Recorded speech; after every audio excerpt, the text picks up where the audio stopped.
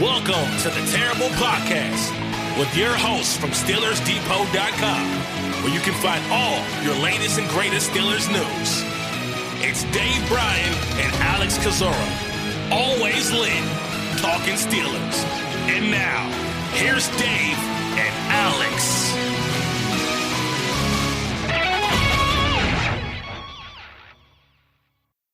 Welcome to the Terrible Podcast, Season 13, Episode 127. He's Dave Bryan. I'm Alex Kozora, SteelersDepot.com. Thanks for being back with us here this Monday, Steelers Nation. Dave, how you doing? How was your weekend? Was very entertaining, yes. Got to watch some lopsided hockey games and got to watch the Pirates continue their just when they reel me back in, and then they drop what, 7 in a row now, I think they're at. I don't know. Maybe you need to pull a reverse jinx here. Wasn't it last year that you went? They never would win or wouldn't even score any runs when you win. Maybe you'll have the reverse effect on them this time. But yeah, look, I mean, here we are past the draft now, and it's funny how the NFL keeps the calendar moving. And this week, I think, at least I think.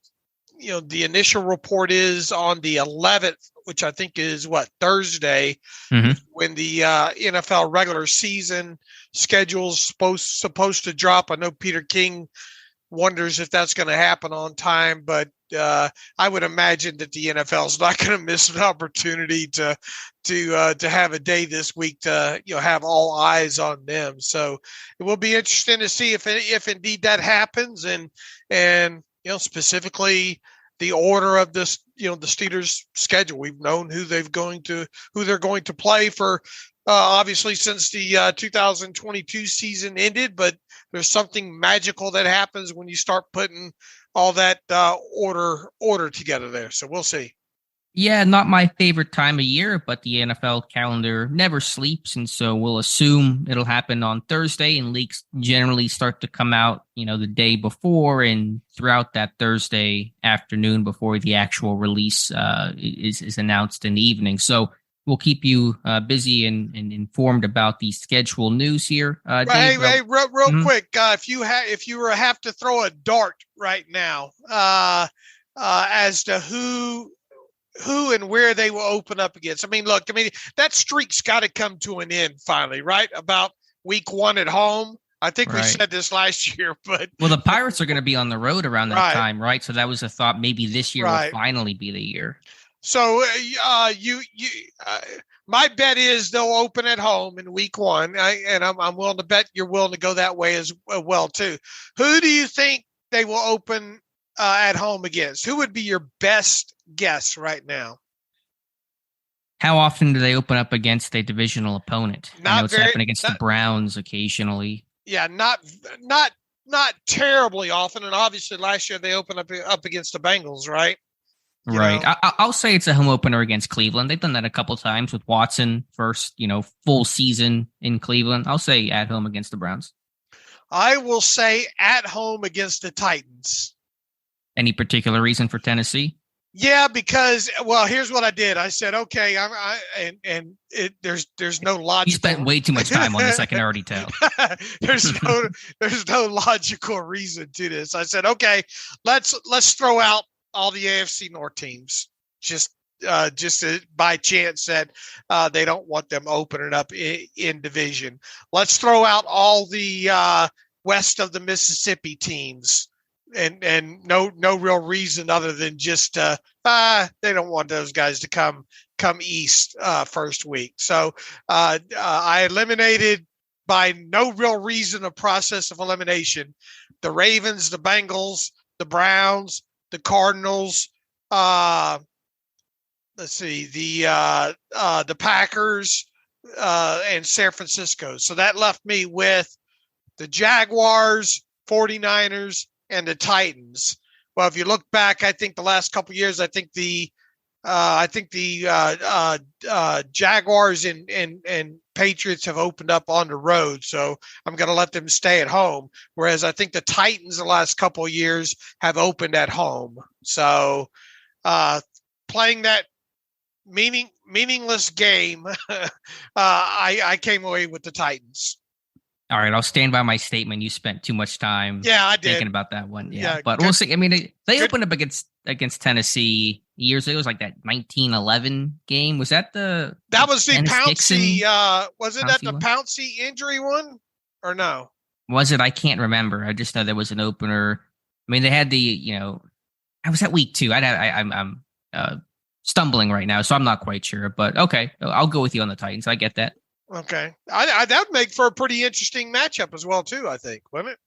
They don't usually do NFC games to start seasons, correct? Usually, you don't get that conference crossover. Because I was thinking Green Bay would be interesting the start of the Jordan Love era against Pittsburgh.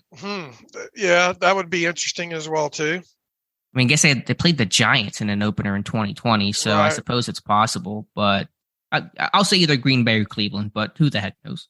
Okay. All right. We effectively killed 8 minutes of time there. In our podcast about nothing, off to a good start. Andy Weidl speaking on Friday. The perk of having the assistant GM is that you get to hear from him post-draft as well. And so Andy Weidl talking to the media, and I think we all needed a cold shower after the quote of, "We will impose our will on other teams." Getting back to that bully ball mentality, very much in lockstep with the Pittsburgh team of adding big physical people, both O-line, D-line, and at corner as well. And so Andy Weidl very much on board with the direction this team is headed. Yeah, it was hard not to get a little excited after watching him talk. He says, "What are your kind of guys?" He says, "Our kind of guys." He says, "Steelers, physical, tough, love football, high character guys, high football character players, guys that are resilient. They can handle it. They can come back from a setback, and they just have fortitude. They're strong-willed. They're tough-minded players and people." And I think the quote you went after there, I'm trying to find it here, about the will, the exact quote. Do you have that? Let's see. Yeah, we want to be able to impose our will on teams. That's the Pittsburgh Steelers, right? You go break the other team's sword in the second half of a game, go be able to win on the road. That's what we're building. That's what we have here. That's what they've been in the past, and we want to continue that identity, end quote. Yeah, that's it. Yeah, go break some swords. Exactly. Yeah, look, I mean, you go back through this offseason here, and you kind of see the direction that this team has gone, starting in free agency and getting those big guys up front, and not only on offense but on the defensive side of football with guys like Fehoko and Watts. You kind of bigger physical guys, and then you fast forward into the draft and what they've done here. And yeah, look, I mean, I think everybody, and we've said all along, or most of the offseason here, with the direction this team is going, we expect this team to come out on the offense and just try to, you would think first and foremost try to establish that run and bludgeon people and kind of let the passing game work off of that moving forward here. So yeah, I really think this is set up and has gone the way that they've kind of planned it out to go. And now we'll of course have to wait and see if it was the right way and if they're able to pull it off that way, because second-year quarterback, and you would think that you want to surround him with as good a running game as possible, and the kind of running game that we talk about, you run good early, so you can run, so you have the opportunity to run great late in games, and hopefully we'll be able to see this. And I think Andy Weidl's message coming out of that press conference was pretty clear on that. Yeah, and again, I think it just echoes the same sentiment shared and expressed by Omar Khan, by Mike Tomlin, and just by the moves that Pittsburgh has made, both in the offseason and free agency and throughout the draft. And so what I like about the 2023 Steelers compared to the 2022 Steelers is, they're still in a bit of a transition, but they have a plan. They knew who they want to be. 2022, they really did not know who they wanted to be, especially offensively, with obviously the turning of the page of the Ben era into Trubisky, Pickett. Weren't even 100% sure who your starting quarterback was, let alone what your offensive identity needed to be, wanted to be. That's a totally different story in 2023. Pickett is the guy. He is the franchise. He has the keys, and they know who they want to be, how they want to win offensively. They don't have to go through the painful process of trying to discover that throughout the season as they did pre-bye week of 2022. Well, how many times did we say that last year? What is the identity of this offense? And even the players said it, right, like, we don't know who we are. Yeah. But you get past that bye week, and at least it sort of started to take shape there. And they obviously bounced back and won some games, but I think they looked at the roster and said, that who we want to be, we don't have all the right pieces to be that. So let's go out and make it the priority during the offseason to get pieces of and just goes back to show you that some of those pieces came from Philadelphia, or had Philadelphia roots to it, and there's nothing wrong with that, especially look at what the Eagles have managed to accomplish the last couple seasons here. So the pieces are here now, so don't tell me about the labor pains anymore. Show me the baby at this point. So now it's up to them to get this thing done, and obviously the first stage of that will be rookie minicamp coming up this next weekend. That should be interesting from several levels to see where some guys line up at, and the first of many off-season practices to go here. And you really felt this Andy Weidl influence throughout the offseason, the way that the Eagles, as you just referenced, built their team through the trenches, having a really strong ground game. Obviously, the offense and the quarterbacks built a little bit differently, but that was the principle, that was the core, and even just his overall background, being an offensive lineman in college at Villanova, playing guard, being in the NFL, his first ever draft class, the Steelers' first pick in 1998 was Alan Faneca, Hall of Fame guard. And so, I think just based on the moves that Pittsburgh has made, they've really looked at what Weidl and Eagles built and have tried to model that in Pittsburgh. And will it work? We'll have to wait and see, but I like the direction this team is going. Yeah, once again, I mean, I don't think you can fault the overall theory and direction and the moves that they've made so far, and obviously coming out of the draft, and that had a big physical theme to it as well too. They don't, they're not going to be bullied.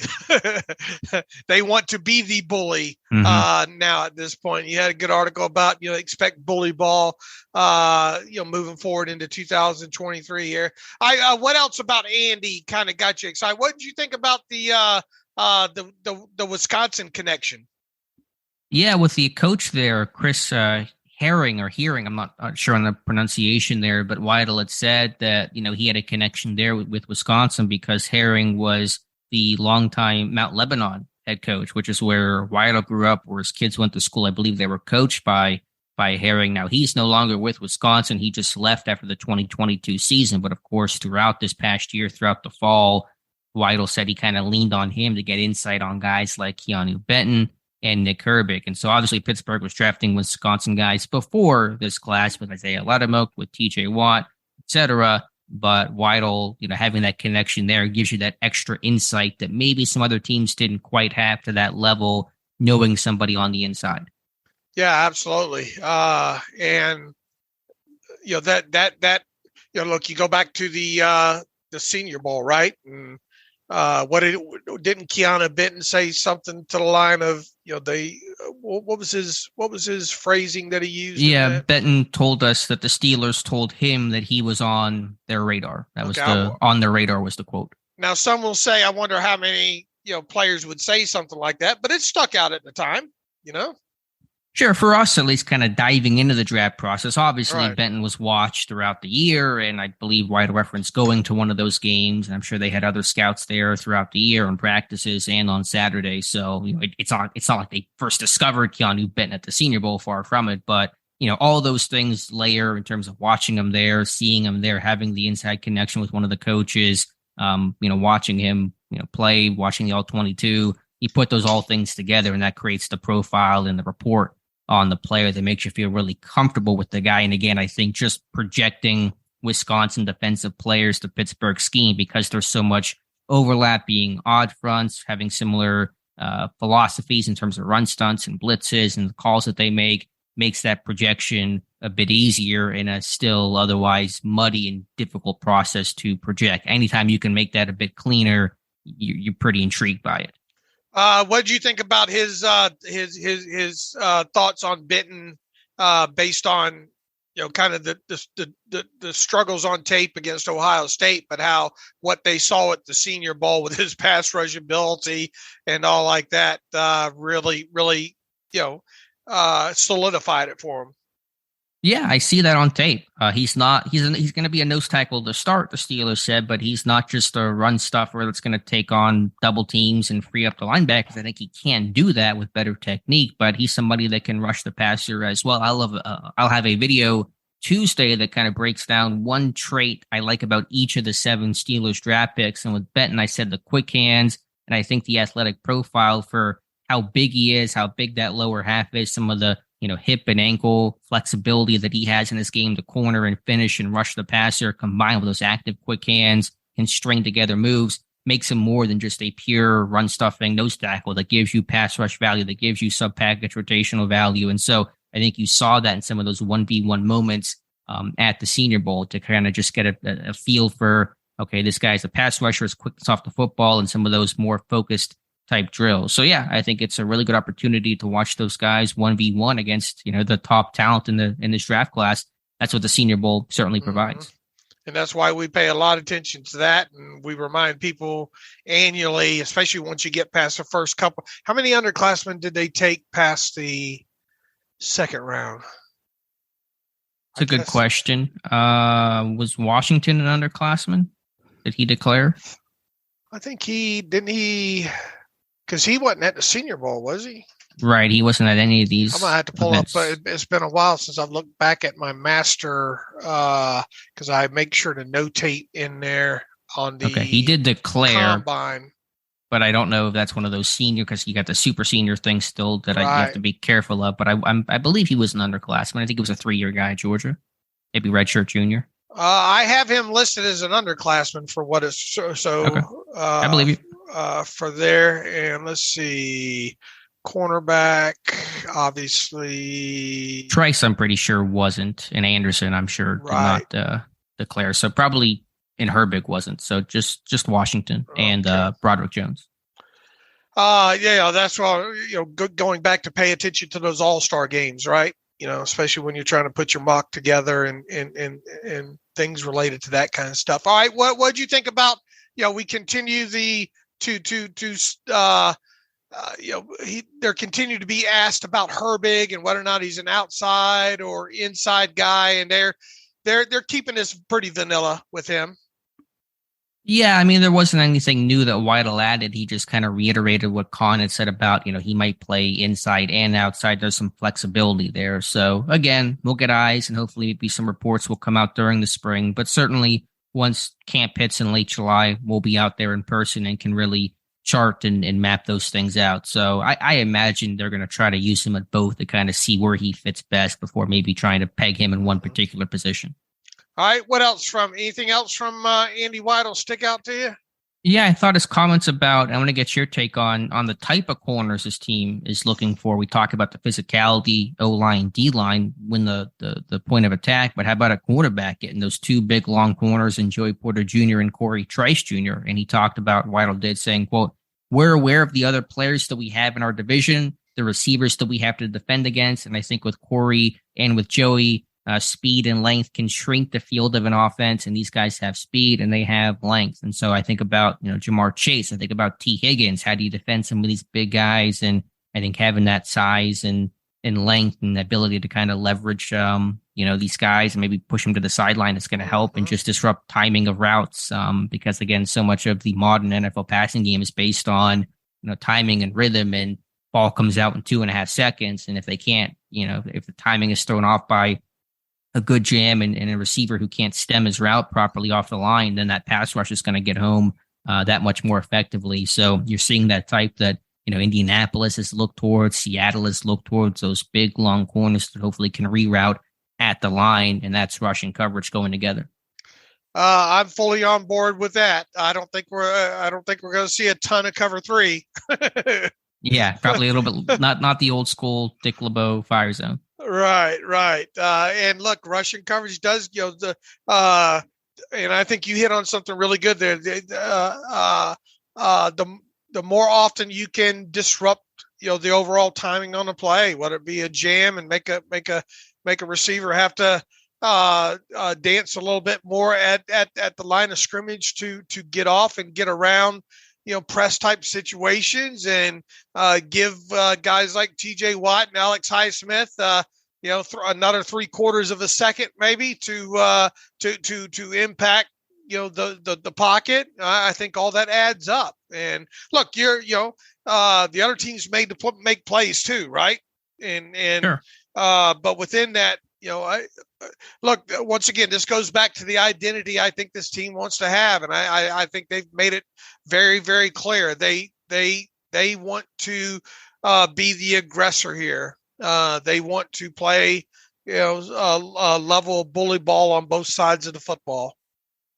They do. And there's no question about that. And I think what's really attractive with Porter and Trice is you don't see many corners in college that press at all, much less ones that can do it effectively. I think that's one reason why it's so tough to evaluate some of these college receivers, because they're playing in wide open spread systems. They're seeing off coverage and, defenses that just don't want to get beat deep and give up the big explosive game changing play. And so most of these guys are used to clean releases, and most corners are playing, bail coverage or off coverage or zone coverage, whatever it may be. And so to get corners that can press pretty effectively, I thought they got two of the better ones in this class in Porter and Trice. Now, I think both those guys have things to work on. I think Porter's, press man technique needs to be cleaned up still a little bit, but these guys are obviously comfortable and they want to be aggressive. They want to use their length and their size.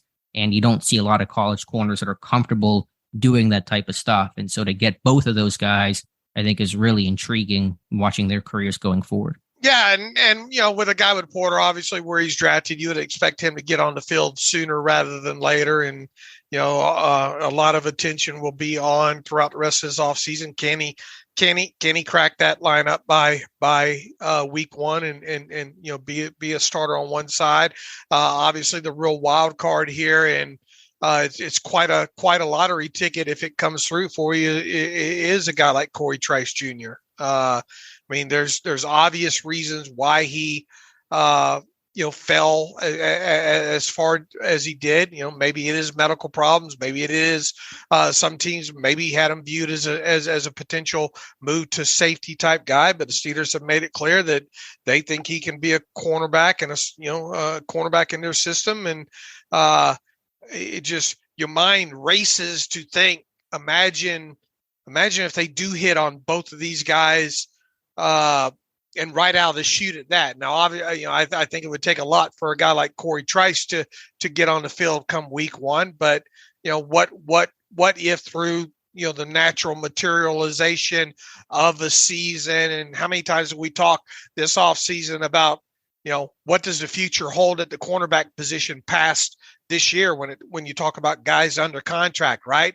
Levi Wallace, Akella Witherspoon, Arthur Millette, James Pierre, all those guys, their contracts in, assuming they all were to make the 53-man roster this year.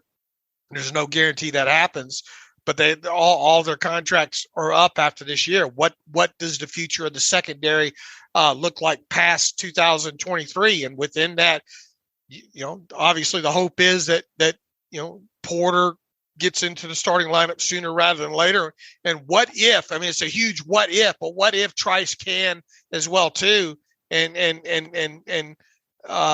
be that mid-round talent that you got for a steal in the later rounds?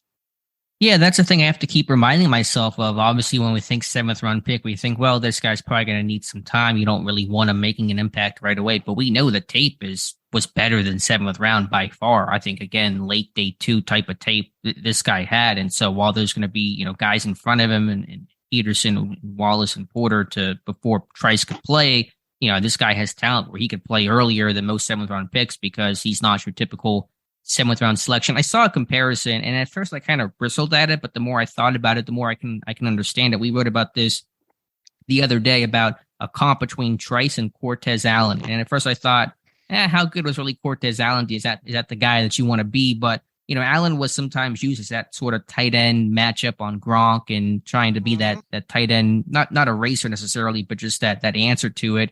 And Trice, while I don't think he's really a true slot corner, I think he can play on tight ends on third down against Mark Andrews, for example, or against, whatever the great tight ends that you're going to see that have become so commonplace in this league. So I think what Trice can do with that length, that size, that physicality against some tight ends on third down in your dime package could be something to look for, maybe later in the season, but certainly in 2024. Right. And look, I mean, if he comes out to shoot healthy from OTAs and on and stays on. The worst thing about this time of year is you hate to hear about any of these guys and getting on into training camp about any of them missing any time, right? Because it's so important about learning the system and being available. And how many times have we come out of draft and, think maybe this guy will get on the field early and then he ends up, for whatever reason, soft tissue. I think that even happened with Cortez, didn't it? I'm sure. Did I have to go back and check? But was it him or Curtis Brown? It's been so long ago, but it seems like, and it might have even been both those guys. I know Brown, I think, had a hamstring issue at one point. Right. But, and it seems like maybe Cortez did. I'll have to go back. It's been too long, but, seemed like a couple of those guys missed some time, from rookie mini camp on into training camp or whatnot that end up set them behind, the 8 ball, right to start with. So I think it's imperative that these guys stay healthy throughout the off season. And if they do that, then, we'll see what happens. See about maybe getting them on the field sooner rather than later. Last thing from Weidl, he talked about Broderick Jones, obviously excited about the pick, called it a brilliant move from Omar Khan. Maybe a little strong there, but fair enough. We'll take it. He talked about, though, with Jones, how he can open up the Steelers offense. What do you think that means? What do you think Jones could do whenever he does play that could open up this offense? I think you can get him out on the edge. You're thinking like toss game. You're thinking screen game. Anything? All of it. Okay. Look. You saw what they can do at Georgia with some of those quick wide receiver screens or some of those tosses, especially when they would have Darnell Washington out there as well too. I mean, those guys can get out in space. I envision them, obviously coming out of the shoot and trying to run the football and running it off and forcing teams really to on defensive side of football. At least my hope is that they come into games knowing that they're not going to be able to play too high, so within that, it would open up some of the passing game down the field for Kenny Pickett and company. As a result of teams just saying, look, this team's going to come out and try to run the ball against us in any way possible. And that means pass plays, which are essentially elongated run games, right? Right. The quick passes, the screen games, the tosses, I don't think the jet sweep, unfortunately for some listeners isn't going to go away. But how many times do we see them try to do that, last year specifically, and one guy, whether it be Gentry or Dan Moore, or Chukwuma Okorafor, just not getting out there to make that one key block. Sure. All the time. Yeah. And I think, what Jones can do pulling, they didn't pull the tackles too much last year. You might be able to do more of that. Some of those dart concepts with Jones. I can't wait for the first tight end screen with Jones out in front of Darnell Washington. I just want to see that. That's going to be, I think, a lot of fun to go out there and see some of the misdirection that you can do to get those guys open in space and the throwback screen type stuff. So yeah, I think in terms of the screen game, which has been such a pain point for Pittsburgh for years now when it comes to the tight end running back screen game, hopefully can be better with a guy like Broderick Jones out in space.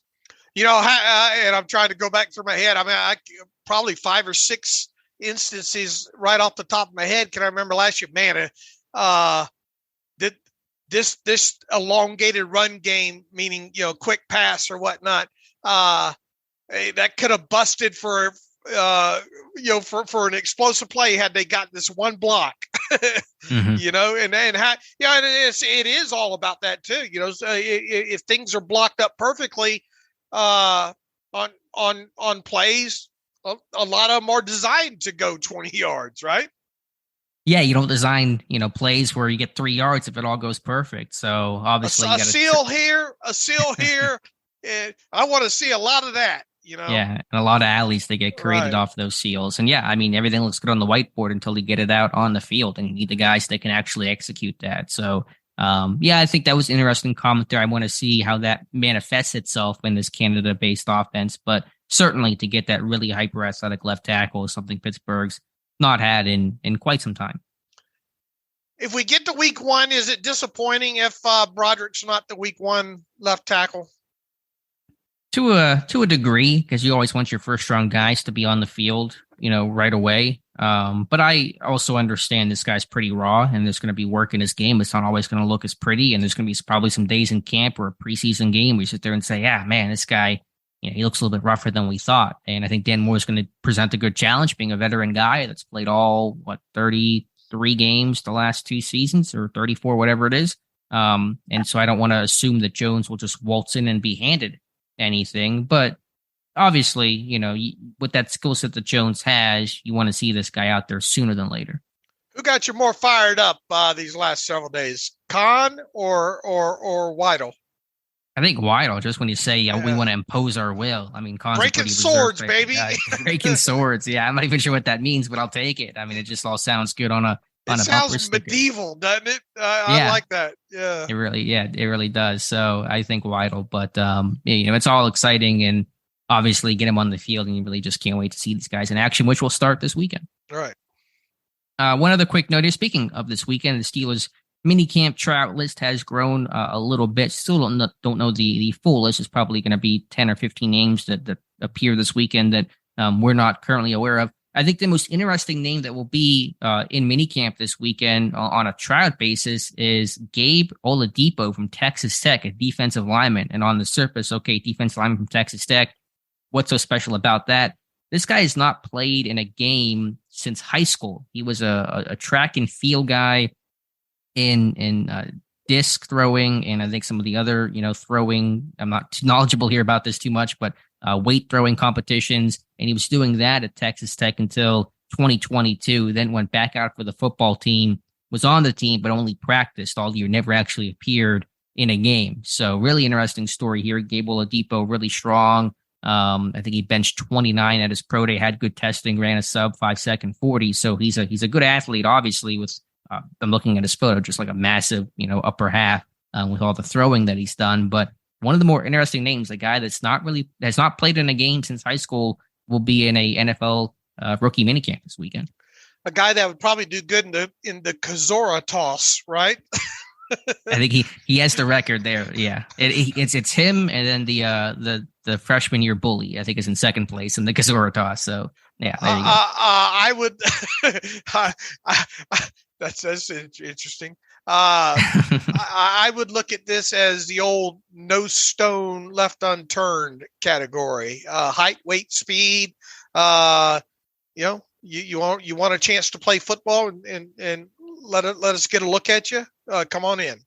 Yeah, really interesting there. So obviously the odds of him making it are probably going to be, slim, like most of these tryout guys, but I thought a really interesting story there. And he's listed 6'2", 295, so there's some size and some strength. And I know some people in the comments mentioned about what Carlton Hasling, it was a wrestler, and obviously Villanueva had a kind of crazy path to the NFL. So you never count these guys out, but I think Oladipo, somebody will do a story on him, I probably imagine, to learn more about his path, because it's a pretty interesting one. You never know. You and that's why they're invites, right? Yep, exactly. So anyway, moving on here, Dave. This morning for Steelers Depot, I did my way too early 2023 Pittsburgh Steelers roster prediction, and so we can go through that. And I want to get your thoughts on some of the names that I have and some of the names that I don't have on this roster prediction. So we'll start with quarterback. I have three of them, kind of. I have Pickett, Trubisky, of course, and then a placeholder as a number 3 quarterback, because you cannot make me put Tanner Morgan on this list, and he's the only quarterback on this team as of right now. All right. What? And because that, I mean, there's so much unknown there, right? With Morgan, yeah, I just don't think that the tape would justify a spot. If this was 2019, he was viewed as a top college quarterback. His career kind of fell apart, had a bunch of concussions, and so they're gonna have a fourth quarterback on this roster at some point. I don't know if that'll be a veteran or not. But if this team's going to stay with its historical trends of keeping 3 quarterbacks, I don't think Morgan's that guy. Now, I think one interesting argument you could make, do they keep 2? This is finally the year that they keep 2, just simply because they don't really have a third guy to justify the spot. But as of right now, I'll assume they find a third quarterback, a veteran type, at some point before week 1. And you threw out the idea in a post over the weekend on Nick Foles, right? Yeah, they actually got better reception than I thought, because I know Foles was really terrible last season and he's like kind of bordering on retiring at this point. But because he has an Andy Weidl connection, which has kind of been the theme of the offseason with some of the offensive linemen that have been brought in, Foles was out there in Philadelphia when Weidl was there in 2016, 2017, where, of course, Foles replaces Carson Wentz. They go on this great Super Bowl run. They win a Super Bowl. Those things certainly stick well with you. And, Foles could be a number 3, a mentor type. And just kind of almost be a coach, almost be like a Josh Dobbs type of guy. So I could see, not that you ever want to see Foles in the game, but I think if you're looking for that number 3 veteran quarterback that'll be cheap and probably want to come to Pittsburgh, good culture, chance to win, play for Mike Tomlin, reunite with Andy Weidl, I think Foles is a guy that you could convince to, hey, come in for one last season and let's just kind of give it one last ride. When do you remember the last time this team did not take 4 quarterbacks to training camp? For the camp, I mean, I have to think they've done it basically every single year. I'd have to try to go back and find old training camp rosters, and some of those can be tougher to do the further that you go back. But I think most teams carry 4, and Pittsburgh basically always has. Mm-hmm. I agree. So there, we'll have to see what. And one of the other things about, especially when it comes to Khan. In some of these post-draft interviews is, he reiterated that, and there's going to, what they're at, 87? What did we say? 87 right now. On the roster. Under contract. And then, we think that a couple of these XFL guys are going to be signed. Cheaty and Hakeem Butler, we like the chances of that. That still leaves you one spot somewhere, and there's going to be a lot of roster manipulation here. By the time even from now until the team even gets to OTAs, and then even past OTAs, you're going to see some flipping going on. So it'll be interesting to see who. If indeed they bring in a 4th quarterback, which we like the chances of that, and who that quarterback is.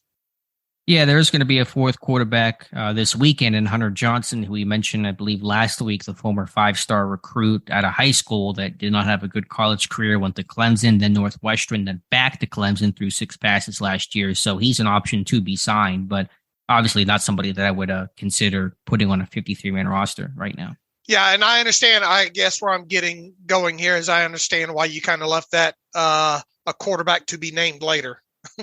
Yeah, I don't like doing it that often, but I just really could not justify putting Tanner Morgan there. Maybe I'm wrong. Maybe he has a tremendous training camp and becomes the talk of the town, and I'm all for that. But for now, just a placeholder. At running back, keeping 3 as well with Najee Harris, Jalen Warren, and this number 3 spot's pretty wide open like quarterback, but I'm going with a name here. Master Teague. I'm with you, Dave. I thought Teague turned heads last year before that ankle injury. He ran hard, had success in a preseason game.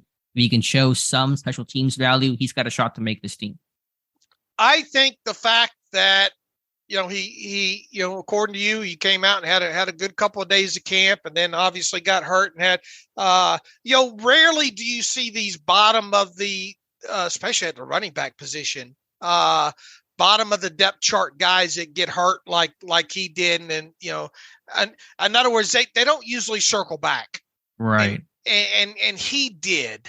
And I think And then there's no, Benny Snell obviously hasn't circled back and is looking less and less likely that will happen. And I just, from the optics look of things right now, I think you have to give some credence to the idea that Master Teague's got their attention, and they would like to see him make another run at this, obviously through the offseason here. And if he can stay healthy, I like his chances as much as the next guy in here. So I find no fault with you and your way too early prediction of having him as the number 3. He's got size, he's got power, and those are basically the two things that Pittsburgh looks for in a running back. And they just love the big type of running backs. Those are the guys that have always worked well. The smaller types like McFarland's of the world, the Rainey's, the Archers have never panned out in Pittsburgh. And Teague is like rocked up. I mean, he just looks unbelievable. So, yeah, I'll go with Teague for now. And maybe this team adds a veteran. I don't know. But that's who I'm going with right now in Master Teague. So, at fullback, I'm putting a fullback here in Connor Hayward. I do believe he'll play more of a fullback role this year. Matt Canada seemed to kind of hint as much over draft weekend and kind of be that H-back still that can, catch passes in the flat, off of boots, off of play action, can kind of be, I don't know what you want to call him, not a John L. Williams of the 90s, but sort of like that, I suppose, and somebody that can... A factor back. Maybe not factor back, not on Merrill Hodge on me, but somebody that can, be more than a lead blocker, but also probably do some of that as well. I think the biggest thing that I'm interested to learn, maybe depending on how they use him, is when it comes to Connor Hayward, is how he functions as a lead fullback blocker. Yeah, because he's not the biggest guy and like the strongest guy, but we know that obviously him as an inline tight end is not going to be where he's going to win either. Now they're doing some of the off-ball stuff last year, some of the split flow type concepts, and he got better at that. They were cutting because to start last year, they were just having him like stay on his feet to block these guys on split zones, which is not going to work well, but he was cutting later in the year and that became more effective. So obviously him as a blocker is still a bit of a tricky point, but I kind of like him better as that lead blocker than, him obviously being an inline Y tight end. How much consideration did you give to Monty the Mullet? You want to be fun, but I think he'll have a couple of good moments in camp. But I think, again, in this Canada offense where you want these fullbacks to impact the pass game as well, Pottebaum's not going to offer you really probably anything there. And obviously this plays on into the tight end position, which you decided to keep there. You have Freiermuth, Darnell Washington, and Zach Gentry there. Freiermuth's obviously set in stone. Darnell Washington's set in stone to make the roster. You've got to like Connor Hayward's chances of making a roster in some way, shape, or form there. I guess where the thing to watch is once again, Connor Hayward, how much is he actually used as the true fullback, how he functions there? Could they potentially, and you got a guy like Monty, how do you pronounce his last name? Yeah, I think Pottebaum. Okay, Pottebaum. Can that guy make any noise? In other words, can you get to a place where, maybe Monty can be your fullback special teams guy, and then you wind up carrying Freiermuth, Washington, and Connor Hayward, with Connor kind of being that quasi, he can fill both roles. Actually, I think Pottebaum's pronunciation is just loud tractor noises. I think that's how you say it. It's like a Key and Peele sketch. You just have some heavy machinery as your sound. It's probably like your throwback Iowa kid. That's how you pronounce it. Or as John Madden would say, boom. Yeah, you just say boom. Monty boom. That's just what you do the entire time.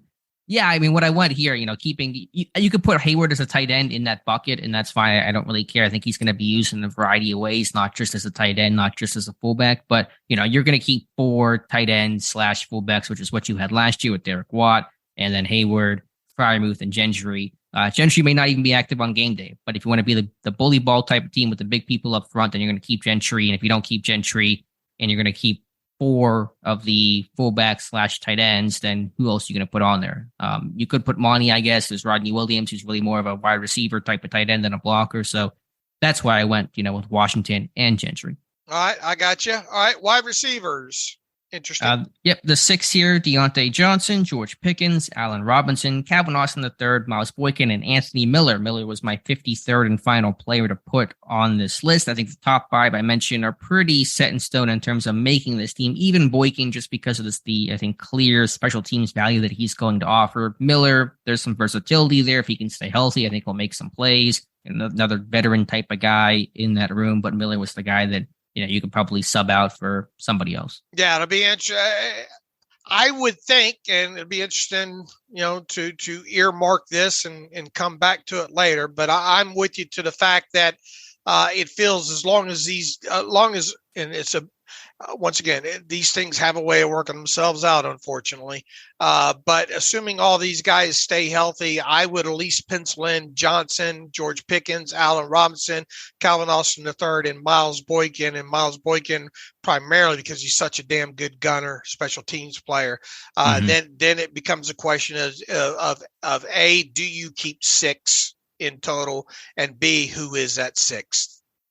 Yeah, and obviously there's other names competing. Gunnar Olszewski, can't forget about him. Dan Chisena, I think, could be a really quality special teamer, but I think Boykin's return is going to, certainly hurt Chisena's odds of making the team. So those are other names to be in consideration. And of course, Cody White's one that's hung around a little while too. He just feels like, a 4A type player where he's never really going to make an impact in the NFL, just like a practice squatter that can wear different hats, help you out on teams a little bit, but never really, slam dunk 53-man roster type. But yeah, he's there as well. All right, you have 8 offensive linemen in total. I do. I'll rattle them off here. Broderick Jones, Stan Moore, Chuck Wilmore for a tackle, Isaac Sayamalu, James Daniels, Nate Herbig at guard, and Mason Cole and Ryan McCollum at center. So notable names not on here. Probably a good place to start that. LaRaven Clark, Kendrick Green, Kevin Dotson.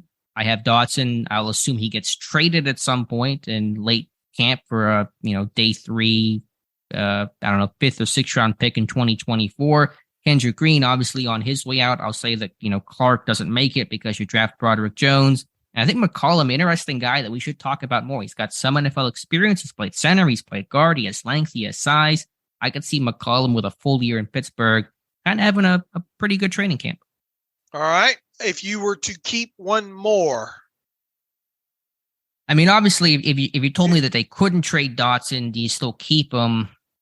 I guess is he like next man up? I mean, Herbig would be next man up. So I'm not even sure what Dotson would do if you kept him, unless you just like extreme depth, that there were a ton of injuries. There is Spencer Anderson. Right. I'd probably go Spencer Anderson as that versatile guy that can kind of play everywhere. So I guess him.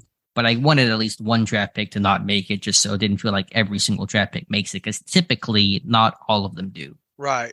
That's where my mind wandered to is, and it'll be interesting to see starting with this rookie mini camp, where Anderson starts off at, and then on top of that, do they move him up and down?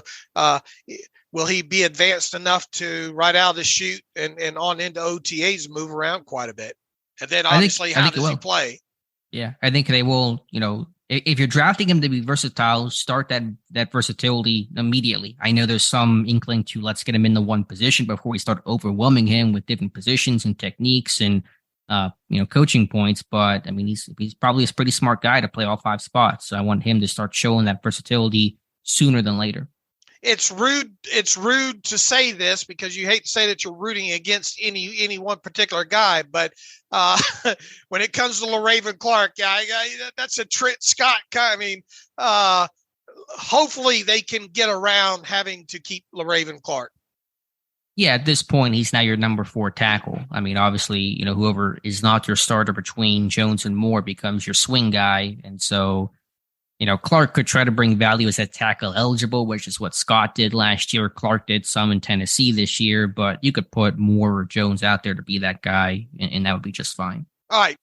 True or false? They won't keep as many as 10 offensive linemen. The number will be 8 or 9. True. 8 or 9. Right. Have they even kept 10? Was the last time they kept 10? That feels pretty heavy. It feels long. It feels like it has happened, but I don't know if it was IR related. Who knows? Sometimes this thing someone has to start off with a ding or something like that. you have any thoughts on McCollum? I think that's kind of one of those sleeper names we don't talk about too much right now. We just haven't seen him play. The preseason last year. Yeah, he got some decent tape.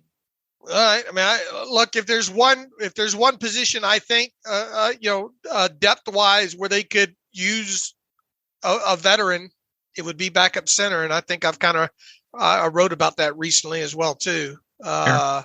You look at all the guys in the room right now. Does anybody really step out head and shoulders to be the backup to Mason Cole? I do think if there's one critique of my roster, only going 8 offensive linemen might feel a little bit light. You might go 9, so you might swap out Miller for Anderson or somebody else on there. But of course, you have practice squad where you could call somebody up, elevate somebody if you had to, whenever injuries strike. Okay. All right, defensively, with my defensive line, keeping the typical 6 of Cam Hayward, Larry Ogunjobi. I'll call DeMarvin Leal at defensive end for now, and then a nose tackle, Keanu Benton, Armin Watts, and Braden Fehoko. So keeping both Watts and Fehoko, which means that no Isaiah Loudermilk, no Montravius Adams. And again, I think that roster turnover will continue as Omar Khan really builds this roster and this team in his vision. So some shaking up there along the D-line. Yeah, quite a bit. 3 new names in here, and Benton, Watts, and Fehoko.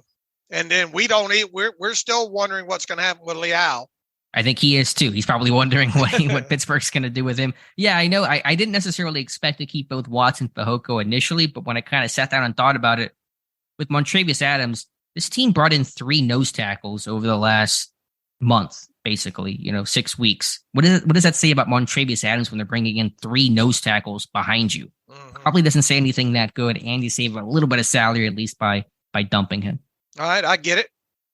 So that's the name. Same than Loudermilk is a guy that I think is very much on the bubble, probably even like outside looking in maybe right now because the pass rush has never been there and the run defense has frankly not been that good either.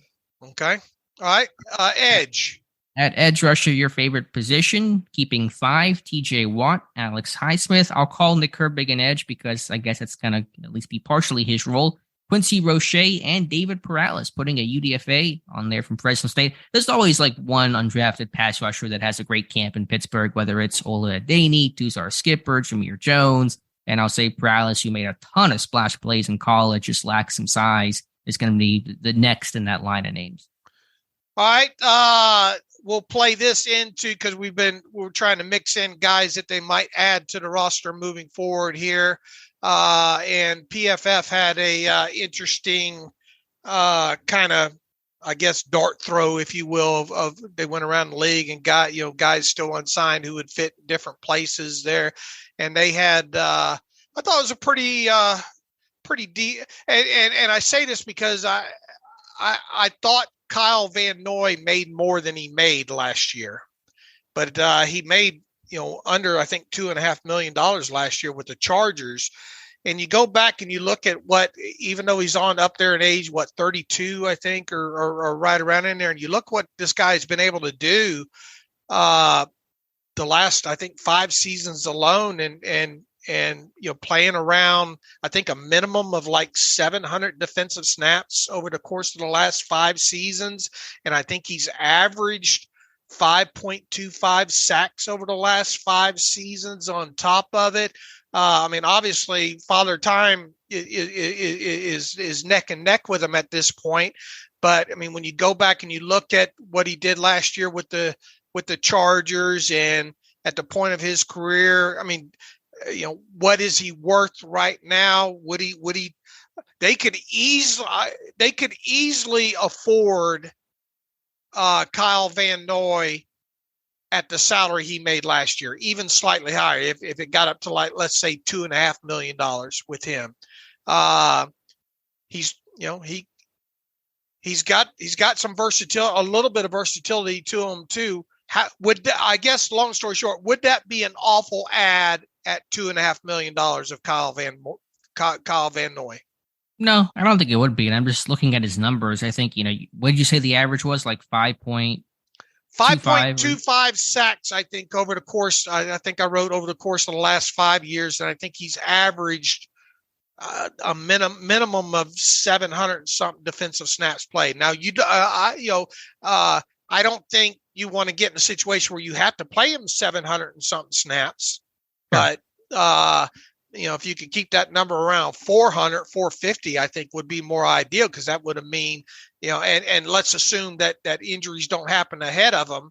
That means you're getting guys like Watt and Highsmith a little bit of rest along the way there. And, I think with his experience, he'd fit in good. And then, it prevents you from having to rush Herb, assuming that maybe you're headstrong that Herbig's going to be an edge. All right. Mm-hmm. And you want him to because even Weidl says, we think he's going to get bigger naturally. Well, that's not going to happen unless he gets down to Permanente brothers. Is he going to get longer? I think the length that people keep ignoring the length is our biggest issue with Nick Herbig. Right. That, and I do I think Herbig can maybe get a little bigger from a frame standpoint? Yeah, I think that's possible. But once again, he's not going to get longer unless you really want to go medieval this offseason. Put him on a rack. That does exist, apparently. I was reading about this. Like, there's some guy, because I'm a short king myself, and I was like, I'm just looking at this story. This guy got like metal rods put in his legs to make himself 3 inches taller, which just seems like an insane thing to do. That's totally not worth it. But we could do that with Nick Herbig, I suppose. And let's face it, Roche. I mean, what is he in paralysis? Even. He's got a little bit of length issues to him too. And, sure. Not the quickest guy off the ball, and obviously a rookie and going to just be fighting to probably even make the practice squad. So I guess where I'm going with this is I will, mark this down on the tape right here so you can go back to it only if I'm right. I like the chance of this team still adding an experienced edge. Yeah, they've been doing that, and I would totally understand why they would do that. With Van Noy, not even just the average of the sack totals, but over the last 4 seasons, the consistency of it, like the median of it, 6.5, 6, 5, and 5 sacks over his last 4. So it's been just like consistent, steady production, even as he's gotten older and changed teams and been in different systems. That, I think, is really interesting with Van Noy. So yeah, I'd be open to that, but on the other hand, just by devil's advocate, this team may say that we got a bunch of young guys that are hungry, that are going to compete with Herbig and Roche and Morales and whoever else is in that mix. And we're going to let those guys compete and see what we have with this current group before we think about some of the outside additions. As it sits right now, would you like to see a veteran added to this group? Yes, especially if Leal's plan is to play more true D-line. Right. And see, that's another part of this equation we're waiting to find out too, is what's going to happen. What room or rooms is Leal going to be in? Yeah, I know we sound like broken records talking about that the entire offseason, but I think it's a really important question. And we're not going to pretend like we know what directions he's going to go in. And that answer would tell us a lot about how this roster may or may not look. So that's why it's something we talk about, so often. All right, inside.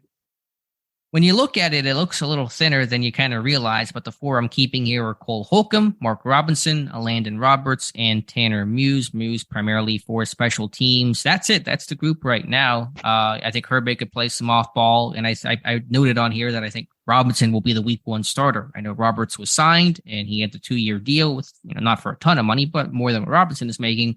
But I'll bet you $1 that Robinson is the week 1 starter. Okay, I'll take that bet. Just to be on the other side. I understand the reason behind it. It wouldn't hurt my feelings to see him progress like that to earn that role. Yeah, but they're pretty similar players, Robinson and Roberts. Their makeup, their builds are pretty close to identical. At cornerback, some more changes here with Patrick Peterson, Levi Wallace, Joey Porter Jr., Corey Trice Jr., Arthur Millette, and Chandon Sullivan. So no James Pierre, no Akella Witherspoon. Those are the 6 that I'm keeping. Your thoughts, Dave? Yeah, it feels like you could use that slot, a better slot to go in there as a backup. Yeah, I mean, again, we talked about that so much in terms of who that guy's going to be. Basically, my thought was Peterson, Wallace, Porter Jr., and Trice Jr. are your outside guys. Millette, Sullivan, more of your inside slot guys. Obviously, they may move Peterson around a bit, and these guys aren't necessarily going to be static, but that's kind of the way I broke up the room. No James Pierre in there for special teams, huh? Yeah, I mean, I've always wanted to like Pierre's game, and he's been, I think, a fine special teams guy. But at some point, he's got to prove that he can be a real consistent cover guy, and he's never been that type. So obviously, he'll battle Trice. It may come down to like a 2 dogs, 1 bone situation between Corey Trice Jr. and James Pierre. Yeah, I would have to think that Danny Smith will have some little bit of say in one of those spots there. So, and I would like to think that James Pierre probably the leader in the clubhouse when it comes to guys Danny Smith likes. Yeah, that's a fair point. So we'll get in the camp and see how those guys look. And at safety, 5 with Minkah Fitzpatrick, DeMonte Casey, Keanu Neal, Miles Killebrew, and I'm keeping Trey Norwood. So 11 DBs, pretty heavy there. Norwood, to me, very much on the bubble after a disappointing sophomore season, but because there's versatility, because of the slot concerns, Norwood, in theory, on paper, should be a better, slot coverage guy on third down, so he makes it as well. And Miles Killebrew lasts 1 more year, right? Yeah, I think, Pittsburgh loves to keep, 2 or 3 core special teams guys, and Killebrew still is that guy. All right, specialist. Yeah, rattle them off here. Chris Boswell at kicker, Braden Mann at punter, beating out Presley Harvin III, and Christian Kuntz at long snapper. All right, at least you should have a pretty decent battle at punter there, right? Yeah, that'll be fun. I think last year they kind of sat there. They really brought in no competition for Harvin at all. They cut their punter early in camp, basically trying to put this full vote of confidence in Harvin. Okay, you're our guy. Don't even think about competition. Just be the best player that you can be. Harvin was better last year, but not that much better. Mann has a big leg like Harvin. I think he's had more productivity at the NFL level. If his hang times can be consistent, then he'll be an option. And Mann can do kickoffs as well. And that may give Chris Boswell's leg, as he gets older, a bit of a break. All right. I like the reasoning there. How many of these 53 do you think you're going to hit? 47? As of right now, yeah. I mean, because like there's 47 that are almost you can't even debate, unless there's an injury that occurs or something. So that's probably an easy answer to give. But just something to do here on a May, sure. And then, I'll have another one right before training camp. And of course, they become more meaningful, more interesting once camp begins. All right. I might try something similar here in the next week. Yeah. Looking forward to that. Anything else, Dave, you want to talk about? I think those were all the things that we wanted to basically hit on. Trying to think, did we miss anything we wanted to hit on? No, I think we're going to try to do a draft roundtable Wednesday. No guarantee, but we might try to put something together. Probably do a couple of those versions throughout the off season, but hopefully we'll have something different for you guys this Wednesday. All right, and if you submitted an entry into the draft contest, I finally we had so many entries to that thing, and they come in all different various ways. Some in Excel format, some in Word, some in PDF, some in just just in an email body, and it made for quite a job for David O to have to go through. But I think he's doubled and triple checked everything. So look for a post maybe later on this evening with the initial what we think is the top 3 in this. And obviously, if you find issue, we will give like a 24-hour grace period to say, hey, you missed me here. I think my score was better than this, because with so many entries, it just I got to find a better way to do. We have so many entries with this. I got to find an easier way for these entries to come in, and more importantly, to get scored, because that's it's taken quite a while to go through all these for David O. So hope to have those results up on the site later on tonight here for people to go through and question and I guess contest if they feel they were wrong here. All right. With that, you want to get to some emails? Yep, let's get through some reader emails and close out today's show.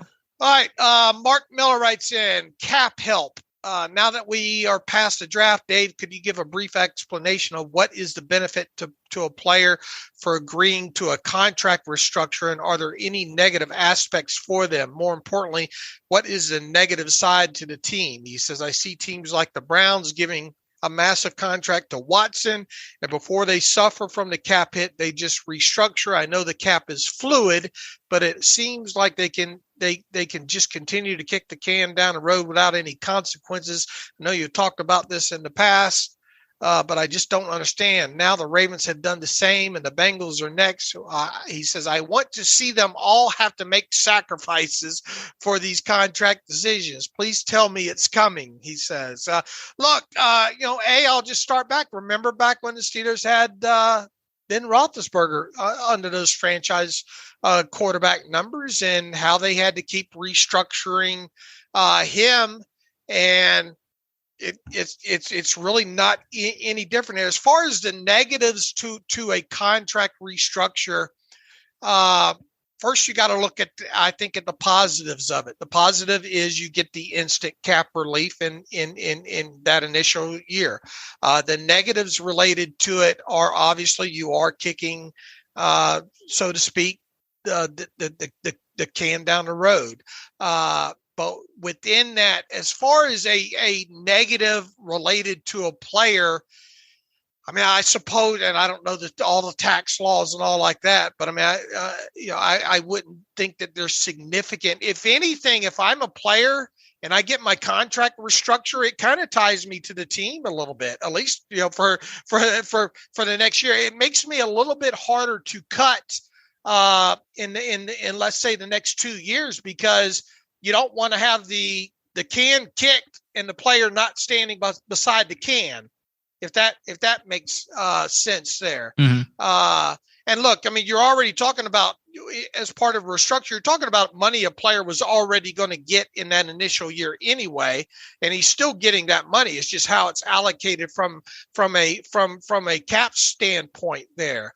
The real negatives to obviously doing this, what it could become a negative, especially when you're dealing with, the higher end players here, is you hope that the player stays healthy and productive and he can continue to stand alongside the can, if you will.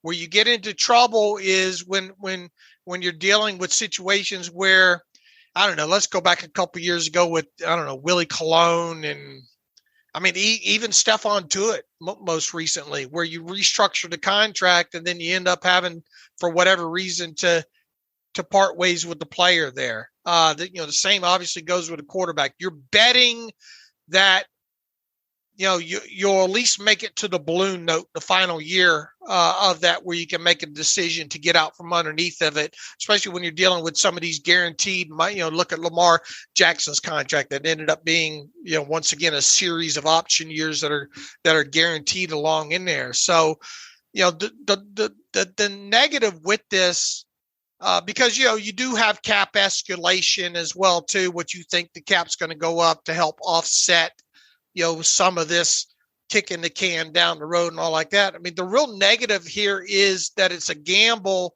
that the player's going to be healthy and worthy of the money once you do the restructure with them here. So, look, you could see this coming, and I understand people saying, Steeler fans wanting to root against these things going wrong for other teams, but weren't they rooting against it to go wrong with Ben Roethlisberger?